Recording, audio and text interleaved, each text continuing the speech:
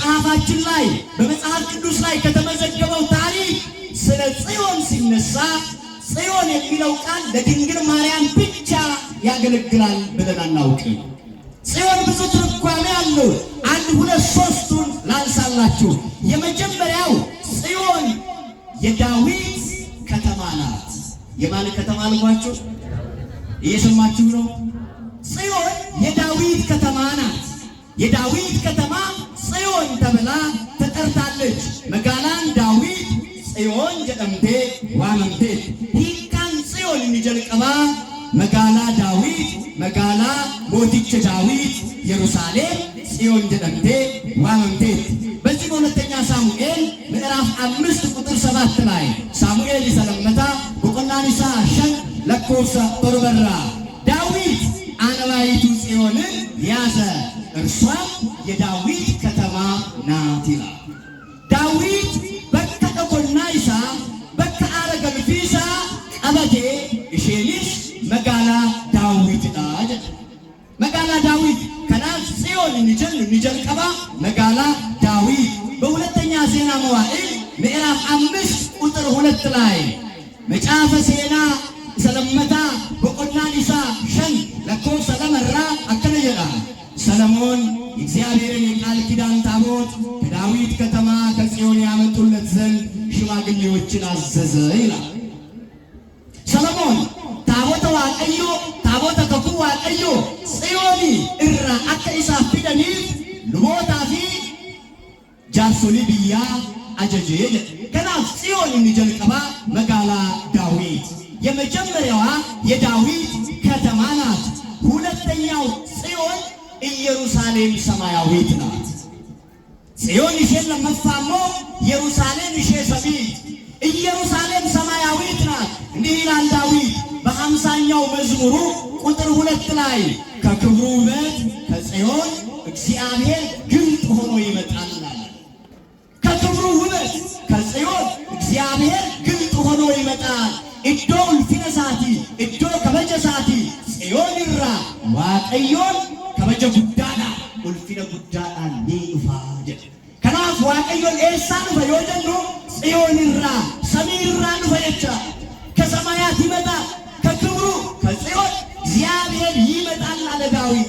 ስለዚህ ሁለተኛይቱ ጽዮን ሰማያዊት ኢየሩሳሌም ጽዮን በመባል ትታወቃለች። ባለራእዩ ዮሐንስ አባሙነት ይቻ ዮሐንስ ማለደ በ14ኛው ምዕራፍ ቁጥር 1 ላይ እንደተበቆና ኩራፎር ለኮሰ ተቆራ በጉ በጽዮን ተራራ ላይ ቆሞ አየው ይላል። ሆሊች ሁሉ ጽዮን ይረዳበቴ ነኒሳ አርጌ በጉ የተባለው ጌታችን መድኃኒታችን ኢየሱስ ክርስቶስ ነው። በዮሐንስ ወንጌል ምዕራፍ 1 ቁጥር 29 ላይ ነዋ በጉ ለእግዚአብሔር ዘያሐትት ኃጢአተ ዓለም የዓለምን ኃጢአት የሚያስወግድ የእግዚአብሔር በግ አለ ቅዱስ ዮሐንስ። ጩቡ አዱኛ ከና ተንኩልኩልስ ሆላን ዋቀዮ ይሰከናል ዮሐንስ ማለደራ ጽዮን ይራ እጆ አልካራ ሁሉ ሰነራ ዋቀዮን ሂዱ ፈርገ ደቦቴ ሆሊች ሁሉ ጽዮን ይረዳበቴ ነኒሳ አርጌ ነኒሳ ዳወዴ። ያው ፀሐይ ላይ ስለቆማችሁ አጠር እያደረኩኝ ነው። ሶስተኛው ጽዮን የተባሉት እስራኤላውያን ዘሥጋ ናቸው። ወደ ሰደፋሞ ጽዮን ከንጀረመን ጽዮናውያን እስራኤላውያን ጽዮናውያን ይባላሉ። ወገኖች አንድ ጥያቄ ልጠይቃችሁ። እዚህ ውስጥ ኦሮሞ አለ፣ እዚህ ውስጥ አማራ አለ፣ እዚህ ውስጥ ጉራጌ አለ፣ እዚህ ውስጥ ሀዲያ ከምባታ አለ፣ እዚህ ውስጥ የሩቅ አለ፣ የቅርብ አለ። ሁላችንም ከተለያየ ነገድ መጥተናል።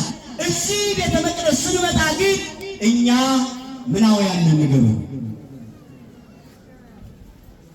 ምኖች ነን እኛ? ለምሳሌ ወለጋ ላይ የተወለደ ይኖራል፣ ሐረርጌ ላይ የተወለደ ይኖራል፣ ደብረ ብርሃን ላይ የተወለደ ይኖራል፣ ሰሜን ላይ የተወለደ ይኖራል፣ መቀሌ ላይ የተወለደ ይኖራል። የትም ተወለዱ። ግን እዚህ ስንመጣ እኛ ምኖች ነን ካላችሁ ኢትዮጵያውያን ነን። እኛ ኢትዮጵያውያን ነን። ጽዮናውያን ይባላሉ እስራኤላውያን። ወደ እስራኤል ጽዮናውያን ተጀለሙ ጽዮን መጋላ ኢየሩሳሌም ኡመን እስራኤል ሞ ወረ ጽዮን ጀለሙ innasitti wal qoqqoodee innasitti ajjeechaa wal barbaada gaafa baargama deemu ijaan argaa wal barbaada nama biyya koo ta'ee dhiiga koo ta'ee eenyummaa isaa ta'uu qoratiin wal barbaada nama lammii Itoophiyaa ta'u malee እዚህ የሚናከሰው ወገን እዚህ የሚባላው ወዳጅ ከባህር ማዶ ሲሻገር እንደው የኔን መልክ የያዘ አፍሪካዊ ጥቁር እያለ የራሱን ሰው ይፈልጋል። እዚህ ግን በዘር በቀለም በስም እየተባላ ኢትዮጵያዊነታችንን ትተን ኦርቶዶክሳዊነታችንን ትተን እነሆ በወንዝና በጎጥ በቋንቋ ተከፋፍለን የለ እግዚአብሔር ወደ ልባችን ይመልሰን። እግዚአብሔር አንድ ያድርገን። ምእመናን እግዚአብሔር አንድ ያድርገን። ዋቀዮ ተኮኑ አታሽሽ ዋቀዮ ተኩማና አጅራችሱ ጽዮናውያኑ ተጀደሙ ጽዮናውያን ይባላሉ። እንዲህ ይላል መዝሙር ምዕራፍ 149 ቁጥር 2 ላይ እስራኤል በፈጣሪው ደስ ይበለው የጽዮን ልጆች በንጉሳቸው ሐሴት ያድርጉ ይላል። አያችሁ እስራኤላውያን በንጉሳቸው ደስ ይበላቸው፣ ደስታን ያድርጉ፣ በጽዮን ደስ ይበላቸው። ጽዮናውያን ወገኖቼ ክርስቲያኖች አሁን ይሄ ድምጽ የሚሰማችሁ ወዳጆቼ እንኳንስ ተከፋፍለን አይደለም አሁን አንድ ሆነን እንኳን ይህንን ክፉ ዘመን ማለፍ የማንችልበት ደረጃ ላይ ደርሰናል። እንደየመልካችን እንደየአስተሳሰባችን በዓለም ውስጥ እንደምንኖረው ነገር አሁን ባለቤቱን ካልናቁ የሚባል አንድ የሀገራችን አባባል አለ። የኛን አንድ አለመሆን፣ የኛን ፍቅር ማጣት፣ የኛን እርስ በርስ መከፋፈል፣ የኛን በጎሳ በጎጥ በወንዝ መከፋፈል ያየ ባለጋራችን ዛሬ እያንዳንዳችንን እያስጨነቀን አይደል? ዛሬ እያስጨነቀን አይደል ወይ? ቶኩማ ኬኛ ወሎሙ ኬኛ ከን አርጌ አራ ገርገሩ ባሱዳ ኑአጄሱዳ ሀቀ ዲኒ ኬኛ ሴጠኒ ሽረ ጉዳን ሁለት ተጣጅረሚ አሁን ብዙ የተደገሰልን ድግስ አለ። ክርስቲያኖች ባለማህተቦች እዚህ የምናንቀላፋ ስንወጣም በክርስትና ሕይወታችን የምናንቀላፋ ሰዎች ሆነን የለብንም። መንቃት አለብን። ዘመኑን ሩዋጅ በረከነት ይላላ ደርገጎን አቦዲን አዶሊን በረከነት ስሪት ይላላ በሪኩን በረሰዱማት በረኮሌሶ ኮሌሰ ሳዱ አፍ ለበርሸ ከዱ በሪኩን በሪ አባኒ ዱመሳ ኢልሚ አባሳዱ አፍ ለበርሸ ከዱ በሪኩን በረይጆሌ ማቲ ሳኒ ዲነጀጀም በሪኩን በረኦቦሌሲ ማለቅ ኦቦሌሰ ሳዲ ጫለ በሪኩን በረከነት ደመቃ ንቁ። በዚህ ዘመን ከሰው ልጅ የበለጠ ገንዘብ የከበረበት ዘመን ላይ ደርሰናል። ከሰው ልጅ ዋጋ ይልቅ ደም የተከፈለለት ሕይወት ከተሰጠው ከሰው ልጅ በላይ ገንዘብ ዋጋ ያገኘበት ዘመን ላይ ደርሰናል። ዛሬ የአንድ ሰው ዋጋ ከዶሮ ዋጋ ይሷል። ክርስቲያኖች እየሰማችሁ ነው? እየሰማችሁ? እስቲ እየሰማን አይደለንም የምትሏቸው እያደመጣችሁ ያላችሁ ደግሞ እግዚአብሔርን አመስግኑ። በእውነቱ እግዚአብሔር ጸሎታችንን ይስማ።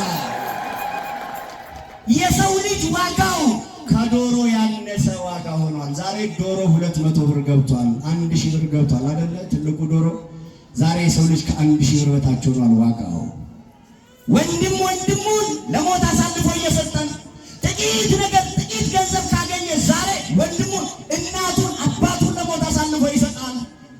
ዱዓፍ ለበርሴ ከነበረከነ ዳወጣ በርኩ በረሰኑ ማት ክርስቲያኖታ ደመቃ ይላላ ከሰቶ ራሲ በተለይ እናንተ ክርስቲያኖች እናንተ ጽኑዋን እናንተ ባለማይተቦች በሃይማኖታችሁ ጽኑ፣ በርቱ፣ መከራው ያልፋል። ጽኑ፣ በሩቅ የምትሰሙትን እግዚአብሔር በሩቅ ያዝላችሁ።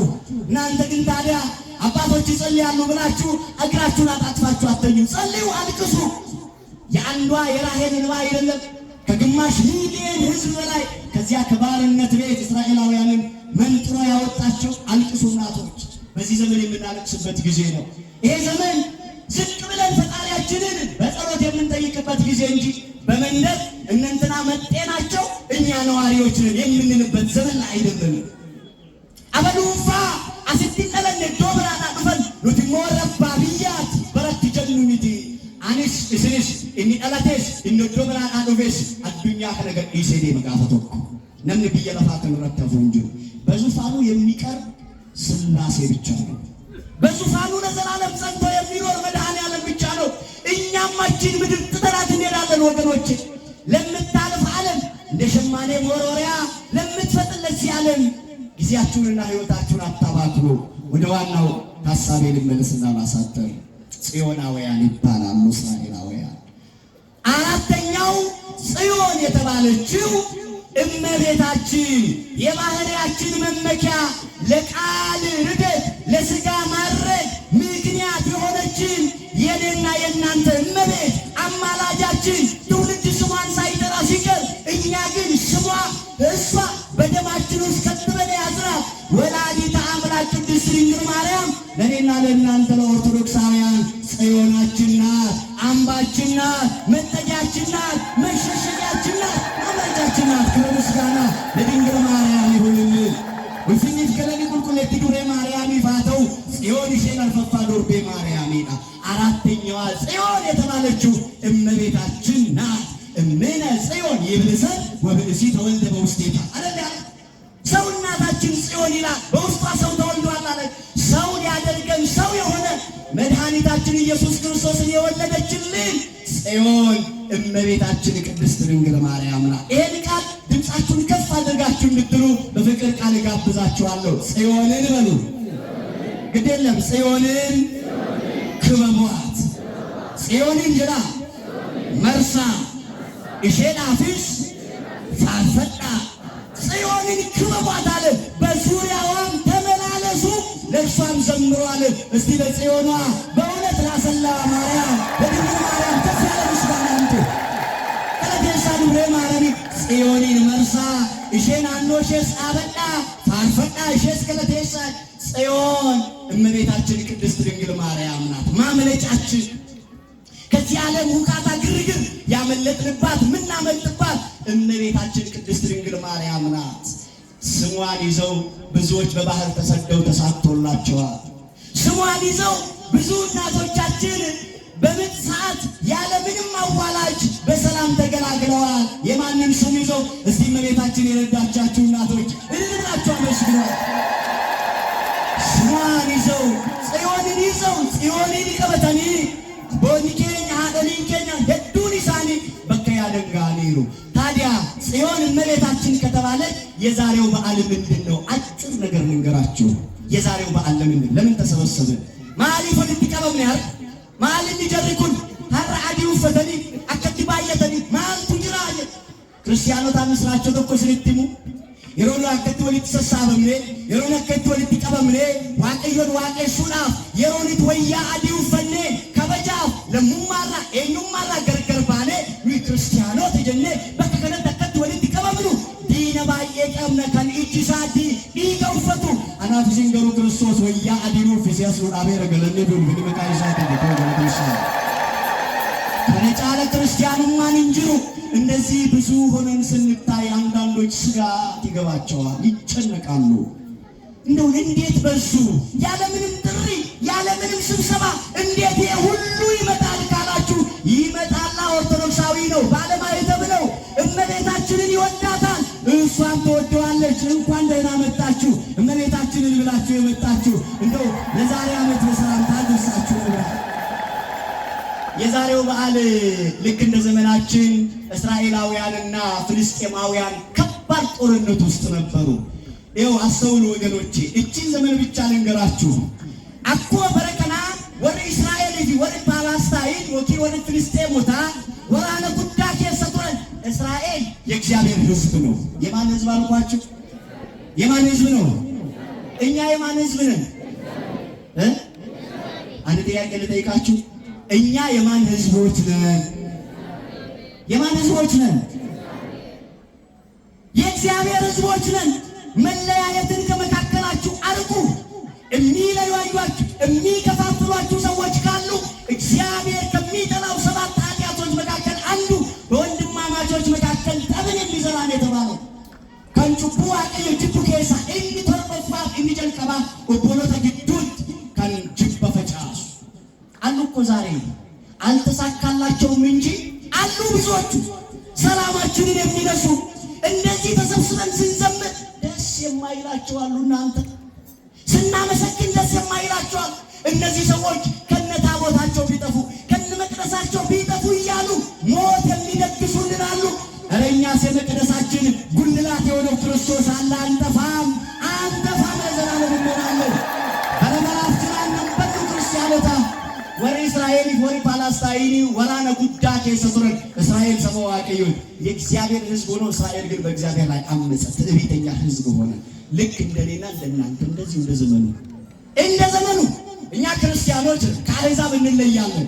ባለባበሳችን እንለያለን። በሁሉ ነገር እንለያለን። እስራኤል የእግዚአብሔር ሕዝብ ሆኖ በእግዚአብሔር ላይ አመፀ። ታሞ የተነሳ ታውቋትን ታሞ የተነሳ ፈጣሪውን ምን አደረገ? ረሳ። ከዛ ከግብፅ ከባቢሎን ከፈርዖን ቤት ያወጣውን እግዚአብሔር ረስቶ ሌላ ባዕድ ማምለክ ጀመረ እስራኤል። እግዚአብሔር እስራኤል ላይ እየተቆጣ መጣና ለጠላቶቻቸው አሳልፎ ሰጣቸው። እግዚአብሔር ዲኖ ተሳሊት ደበርሸከኛው አቀዩ ወረ ፍልስጤሞት አፍደበርሸከኛው አቀዩ እስራኤላውያን በእግዚአብሔር ፊት ክፉ ነገርን አደረጉ። የሚገርማችሁ የካህናት ልጆች ሳይቀሩ በደሉ በቤተ መቅደስ። አባቶች ታውቃላችሁ፣ የካህኑ የኤሊ ልጆች አፍኒንና ፊናስ የሚባሉ ሁለት ልጆች